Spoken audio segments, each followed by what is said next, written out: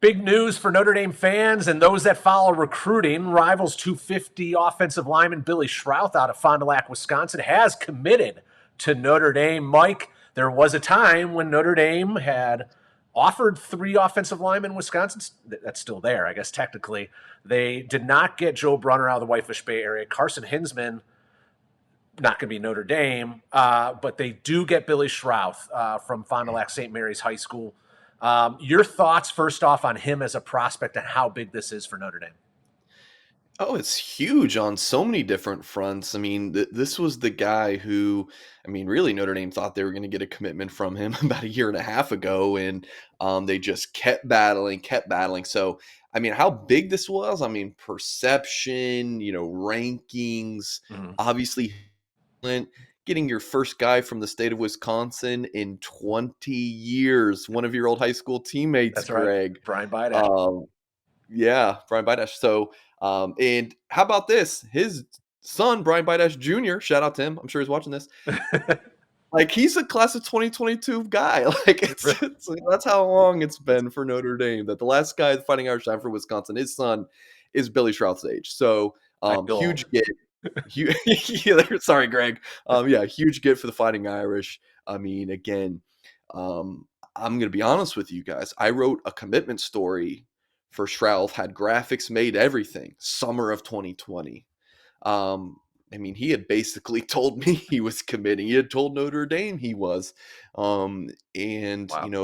the pandemic happens, obviously, no visits throughout the fall of 2020, Mm. throughout the spring of 2021. And his goal was to basically wait this thing out and take official visits so he wanted basically what I told was he wanted to commit to the staff in person.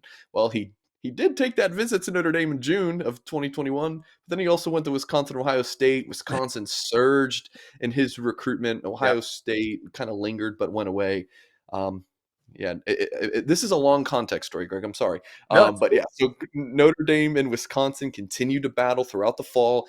It seemed like after the summer visits, it shifted towards Wisconsin, and then after um, he visited Notre Dame for the USC game in October, excuse me.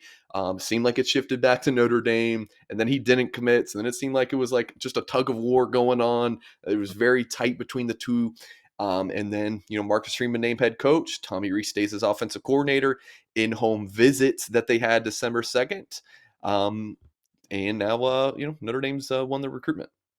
Rivals projects Schrauth as a guard. He seems to me to be someone that has potentially a lot of versatility and could play multiple positions. But what have you heard anything from Notre Dame, or what would be your own evaluation as to where on the line he would play? Yeah, so what I'd been told by sources is that he's definitely a guard.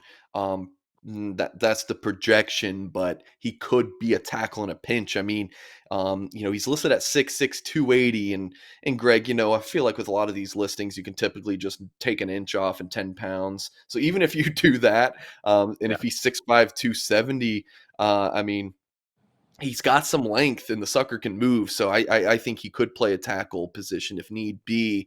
But yeah, interior player, a mauler in my opinion. And watching his tape reminds me a good bit of Rocco Spindler from Notre Dame's 2021 recruiting class, Yep. Midwest There's guy. Someone who plays both sides of the football. And man, was that a two pancake play I right think there? he blocked 2 Um, people.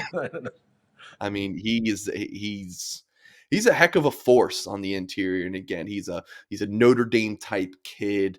Yeah. Dad loves the Fighting Irish. I mean, grew up a Notre Dame fan. Wisconsin is not an easy school to go, pluck a player from their backyard. But Notre Dame was able to do it with Schrauth.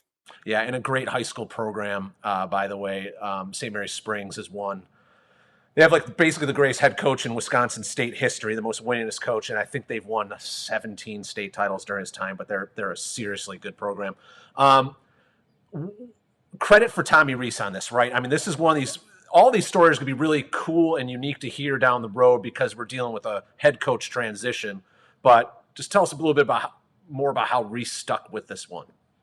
Yeah, I mean, I had a source tell me that Schrauth loves Tommy Rees, and Rees has kind of got a quirky personality. I think he can be a little rough around the edges for some people, but like Yeah. the kids love him. Like he is just like a guy. Like Greg, when the Notre Dame put the tweet out that Rees was staying with Notre Dame, like he's kind of joking. He's just like one of the guys, and it's not like, well, then the players don't respect him. No, because they love him and they look up to him.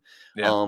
And Schrauth is the same way. Like Rees done a really good job in this recruitment. Definitely got to give credit for the job that Jeff Quinn had done. Offered him back in May of 2020.